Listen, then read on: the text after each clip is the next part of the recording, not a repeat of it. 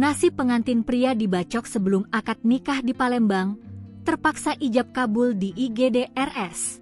Dendam. Calon pengantin pria yang dibacok di hari pernikahannya, Ahmad Handa, 30, terpaksa menjalani ijab kabul di IGD RSUD Palembang Bari, Minggu, 11 Mei 2025. Pasalnya tepat di hari sebelum ia menjalani akad nikah, sang calon pengantin pria itu dibacok oleh sejumlah pria.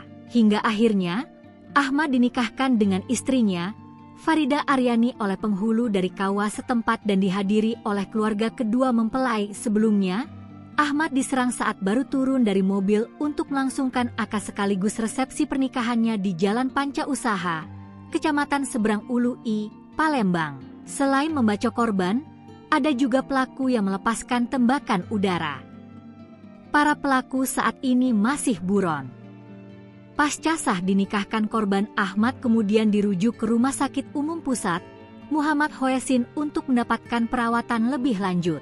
Camat Seberang Ulu I, Hijrun, membenarkan kalau calon pengantin pria yang dibacok sudah dinikahkan oleh KUA. Sementara itu saat dijumpai di IGD RSUD Palembang Bari, Ahmad menceritakan diduga ada 5 orang yang sudah mencelakainya. 3 orang menggunakan sangkur, sementara 1 orang diduga membawa senjata api. Salah satu pelaku ia kenal berinisial JN alias Ian yang memegang pistol. Saat turun dari mobil, ia langsung dihampiri para pelaku dan dikejar-kejar oleh 3 orang. Ahmad kabur untuk menyelamatkan diri.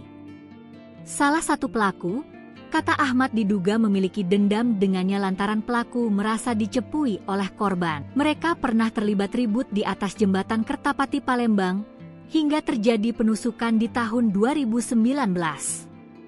Kuat dugaan jika sang pelaku masih merasa dendam dengan korban.